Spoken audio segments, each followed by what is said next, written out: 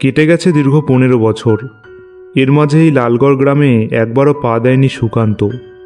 আজও এত বছর পর এই গ্রামে পা দেওয়ার কোনো ইচ্ছা ছিল না তার, কিন্তু কি করবে, পেটের জ্বালা যে বড় জ্বালা। সুকান্ত শহরের এক পোস্ট অফিসে কাজ করত। হঠাৎই ওপর মহল থেকে সুকান্তকে এই লালগড় গ্রামের পোস্ট অফিসে বদলি করা হলো।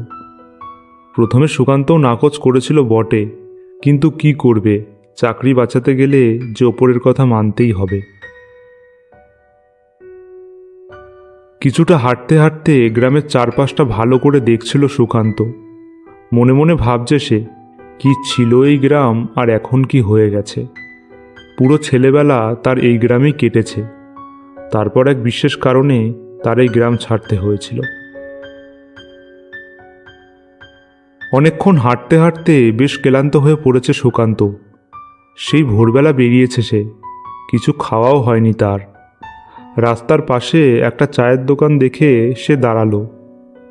চায়ের দোকানের বেঞ্চে বসে আছে একজন বয়স্ক লোক আর দুটো অল্প বয়সী লোক। একটা চা দিন তো দাদা। তো বলাই, এখন তোর কাজকর্ম কেমন চলছে? এই চলছে গো কোনো রকম কাকা, এখন বেচা কেনা কম। তোর কি খবর রে পরেশ? আমার কথা আর বলো না কাকা, আমার অবস্থা খুব খারাপ। গত 3 দিন ধরে কোনো মাছ ধরতে পারিনি। আমাদের সব জেলেদের অবস্থাই এখন খারাপ। এই নাও ভাই চা।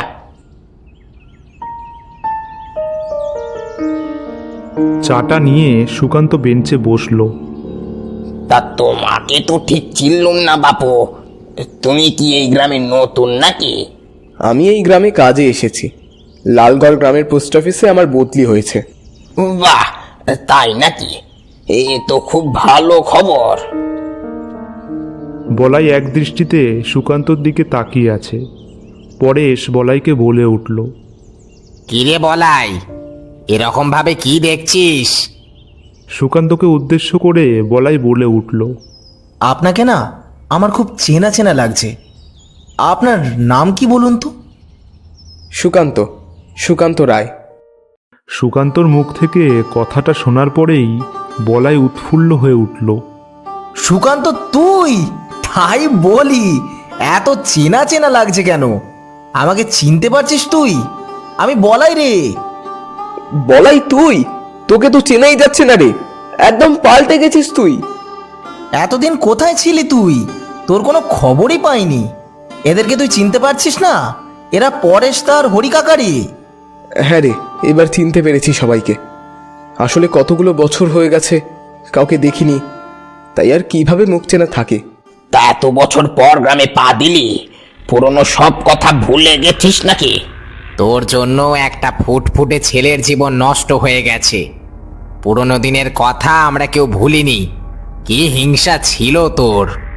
আহ হরি কাকা, পরেশ দা, তোমরা আবার শুরু করলে। এতদিন পর সুকান্ত এসেছে, ওর সাথে একটু কথা বলি। তা না, তোমরা আবার সেই আগের কথা নিয়ে শুরু করছো। তোর বন্ধু তুই খাতির কর, আমরা আসি। এই বলে পরেশ আর হরি কাকা চলে গেল। ওদের কথায় তুই কিছু মনে করিস না সুকান্ত, ওরা সেই আগের ঘটনার কথা এখনো মনে রেখেছে। না রে, দোষটা আমারই উচিত হয়নি এই গ্রামে আর আসা। কিন্তু কি করব, চাকরি বাঁচাতে গেলে যে আসতেই হবে, তাই বাধ্য হলাম। তুই ছাড় ওসব কথা, চল তোকে পোস্ট অফিস অব্দি ছেড়ে দিই। এখন গ্রাম অনেক পাল্টে গেছে, তুই চিনতে পারবি না। চায়ের দোকানের টাকা দিয়ে সুকান্ত আর বলাই হেঁটে চলল গ্রামের পথ ধরে। তা এখন কি কাজবাজ করছিস তুই? আমি ওই লালগড় বাজারের কাছে একটা জামা কাপড়ের দোকান করেছি। বাহ, খুব ভালো। আচ্ছা বলাই, তুই কি সত্যি বিশ্বাস করিস কার্তিকের ওই অবস্থার জন্য আমি দায়ী? আমি জানি না ভাই, তবে এ কথা বলতে পারি, সেদিন যেটা হয়েছিল খুব খারাপ হয়েছিল, যার জন্য আমাদের বন্ধুত্বটাই নষ্ট হয়ে গেছে। সেদিনের পর তুইও চলে গেলি, কার্তিকও আর আমি একা হয়ে গেলাম। সেই দিনগুলোর কথা ভাবলে আজও আমার নিজেকে দোষী মনে হয়। এই যে পোস্ট অফিস চলে এসেছে, তা তুই থাকবি কোথায়? ওই পোস্ট অফিসের কোয়ার্টারে আমার থাকার ব্যবস্থা করতে বলেছে। আচ্ছা, তাহলে তুই বিশ্রাম কর, এত দূর থেকে এসেছিস। আমি আসি, আবার পরে দেখা হবে। হ্যাঁ, আয়। একটা অল্প বয়সী ছেলে সুকান্তকে দাঁড়িয়ে থাকতে দেখে তার দিকে এগিয়ে এলো। আপনি কি আমাদের পোস্ট অফিসের নতুন অফিসার? হ্যাঁ, কিন্তু তুমি কে? আমি লালু, এই পোস্ট অফিসের এক কর্মী। আপনার সব দেখাশোনা করার জন্য আমাকে বলা হয়েছে। আচ্ছা। এইভাবে একদিন কেটে গেল। সুকান্ত নিজের কাজকর্ম সব বুঝে নিল।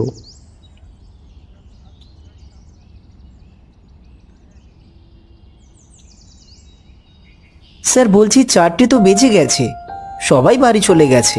আপনি যাবেন না? হ্যাঁ, এইবার যাবো একটু পর। তা তুমি এখন এখানে কেন? তুমিও চলে যাও। আচ্ছা স্যার, তাহলে আমি আসি।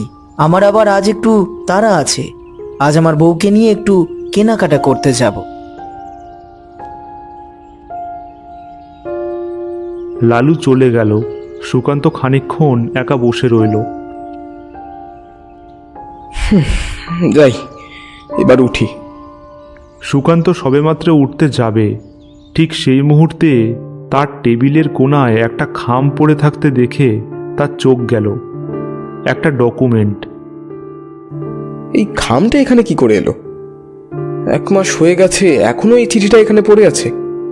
কি অবস্থা এদের! খামটা ভালো করে দেখল সুকান্ত। ঠিকানাটা দেখেই চমকে উঠল। এ তো কার্তিকদের বাড়ির দিক, লালগড় গ্রামের উত্তর দিক। এদের দিয়ে আর হবে না, এখনো আলো আছে, সন্ধে হতেও বাকি। এক কাজ করি, ডকুমেন্টটা বরং আমিই দিয়ে আসি। আর মাত্র কিছুক্ষণ পরেই সূর্য ডুবে যাবে, তাই সুকান্ত খামটা নিয়ে সাইকেলে করে তাড়াতাড়ি চলল। সুকান্ত মনে মনে ভাবল, কার্তিকদের বাড়ির দিকে যখন যাচ্ছেই, তাহলে কার্তিকদের বাড়ি গিয়ে একবার দেখা করে আসবে। তাতে যদি এতদিনের অপরাধের বোঝা কিছুটা হলেও কমাতে পারে।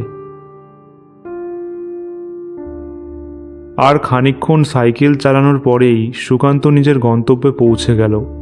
সাইকেল থেকে নেমে খামটা নিয়ে হেঁটে চলল সুকান্ত। কেউ আছেন বাড়িতে? এটা কি নরেন স্যারের বাড়ি? আগে যাই। হ্যাঁ বলুন। আমি পোস্ট অফিস থেকে এসেছি। আপনার একটা ডকুমেন্ট 1 মাস ধরে পোস্ট অফিসেই পড়ে আছে, তাই দিয়ে গেলাম। ও আচ্ছা, ধন্যবাদ। নরেন সাহার বাড়ি থেকে বেরিয়েই রাস্তায় উঠতেই সুকান্তর চোখ গেল কার্তিকদের বাড়ির দিকে। একটা টিমে আলো জ্বলছে কার্তিকদের বাড়িতে।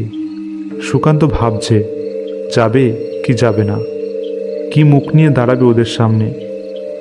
অনেক সংকোচ নিয়েই গেল ওদের বাড়িতে।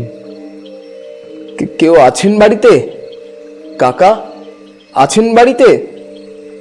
কে কে ডাকছো? আমি কাকা। কেমন আছেন? কে তুমি? ভেতরে এসো। সুকান্ত ভেতরে গেল। কে বাবা তুমি?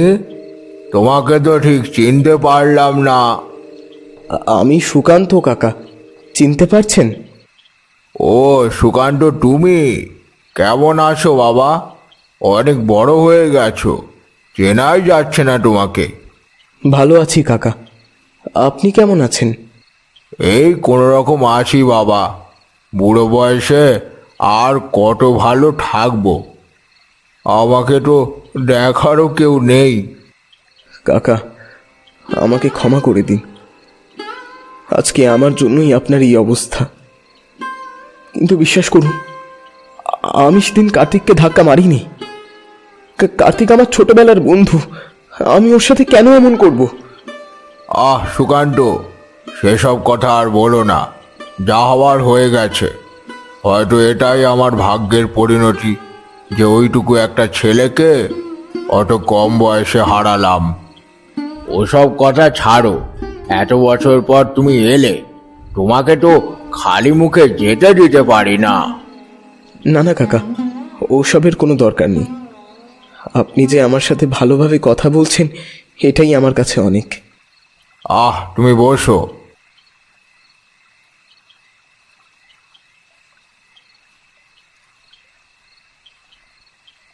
কার্তিকের বাবা রান্নাঘর থেকে একটা থালায় করে দুটো মিষ্টি আর এক গ্লাস জল এনে সুকান্তকে দিল। এটা খাও বাবা। সুকান্ত মিষ্টিটা খেলো।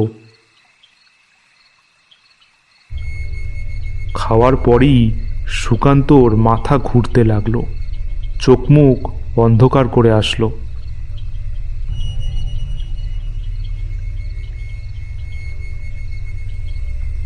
যখন জ্ঞান আসলো, সামনে যা দেখলো তাতে সুকান্তর গায়ের লোম খাড়া হয়ে গেল। একটা বিকট চেহারার মানুষ দাঁড়িয়ে আছে তার সামনে। এটা যে কার্তিকের বাবা তার বুঝতে বাকি নেই সুকান্তর। এ কি কাকা, এ কি চেহারা হয়েছে আপনার? কতদিন ধরে অপেক্ষা করে আছি তোর জন্য, আজ তোকে হাতে নাতে পেয়েছি। কি ভেবেছিস তোকে আমি ক্ষমা করে দিয়েছি? তুই যা করেছিস আমার ছেলের সাথে তা আমি ভুলে যাব? আজ তোর জন্য আমার পরিবারটা শেষ হয়ে গেছে। কি দোষ ছিল আমার ছেলেটার? শুধু তোর থেকে একটু পরীক্ষায় বেশি নম্বর পেয়েছিল বলে তুই ওকে প্রাণে মেরে দিলি? না না কাকা, না না না, আপনি ভুল ভাবছেন। আমি কার্তিককে প্রাণে মারিনি। সেদিন ও পা পিছলে পড়ে গিয়েছিল। চুপ কর, আর কত মিথ্যে বলবি? তোকে আজ আমি শেষ করব, কেউ তোকে বাঁচাতে পারবে না। পিশাচটা নিজের সেই নৃশংস হাতটা সুকান্তর দিকে বাড়িয়ে দিল। ছেড়ে দাও, ছেড়ে দাও বাবা সুকান্তকে। কার্তিক, বাবা তুই?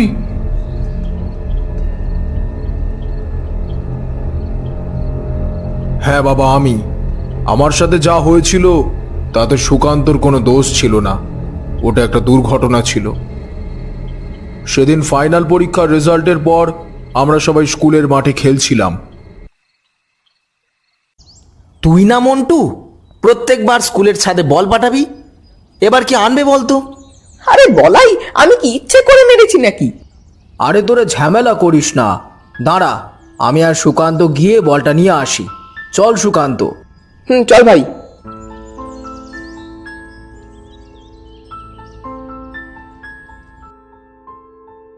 ভাই, আমি যে উচ্চ মাধ্যমিক পরীক্ষায় আমাদের এই স্কুলের মধ্যে প্রথম হয়েছি, এতে তুই খুশি? কি সব বলছিস? কেন খুশি হব না? তুই তো দারুণ রেজাল্ট করেছিস। বাকিরা বলছিল তুই এতদিন ফার্স্ট হতিস, হঠাৎ করে আমি ফার্স্ট হয়েছি বলে। আরে বাকিদের কথা ছাড় তো, আমি ফার্স্ট হতে পারিনি তো কি হয়েছে? সেকেন্ড তো হয়েছি। এতদিন আমি ফার্স্ট হতাম, তুই সেকেন্ড হতিস, এবার না হয় সেটা উল্টে গেল। ওই দেখ, ওখানে বল পড়ে আছে। দাঁড়া, আমি নিয়ে আসি বলটা। সাবধানে যা কার্তিক, ছাদ কিন্তু খুব পিছল, নাড়া ছাদ, দেখে যা। এই এই এই এই আমি পড়ে যাচ্ছি রে সুকান্ত, বাঁচা আমাকে ভাই, বাঁচা। কার্তিক! সেদিনের আমার এই অবস্থার জন্য সুকান্ত নয়, আমার নিয়তিই দায়ী ছিল বাবা। কার্তিক, আমাকে ক্ষমা করে দে। সেদিন আমি তোকে বাঁচাতে পারিনি। দূর পাগল, ওসব কথা ছাড়, ভালো করে কাজ কর, ভালোভাবে থাক। আমাকে ক্ষমা করে দাও বাবা সুকান্ত। আমি এতদিন মিছিমিছি মনে মনে তোমার উপর রাগ নিয়ে আছি। আমরা আসি, তুই ভালো থাকিস। এই বলেই তারা অদৃশ্য হয়ে গেল। দূর থেকে একটা চিৎকার শুনতে পেল সুকান্ত। কি রে সুকান্ত, তুই ওখানেই সন্ধেবেলা কি করছিস? সুকান্ত বলাইয়ের কাছে আসলো। তুই এমন ঘামছিস কেন রে? পেছনে ঘুরতেই সুকান্ত দেখল কোথাও কার্তিকের বাড়ি নেই, ধুধু মাঠ। বলাই, কার্তিকের বাড়ি তো এখানেই তো ছিল। হ্যাঁ রে, সে আর কি বলি বলতো, তুই গ্রাম ছেড়ে চলে যাওয়ার কিছুদিন পরেই ছেলের মৃত্যুর শোকে কার্তিকের বাবা গলায় দড়ি দিল। কার্তিকদের তো আর কেউ ছিল না আত্মীয় স্বজন, তাই এত বছরে ওদের জায়গাটা সরকারি আওতায় চলে গেছে। সুকান্ত আর কোনো কথা বলল না। মনে মনে ভাবল, সেদিন যদি তারা বলটা আনতে ছাদে না যেত, তাহলে আজ কার্তিকদের পরিবারটাও আর 4-5টা পরিবারের মতো হেসে খেলে জীবনযাপন করতে পারত।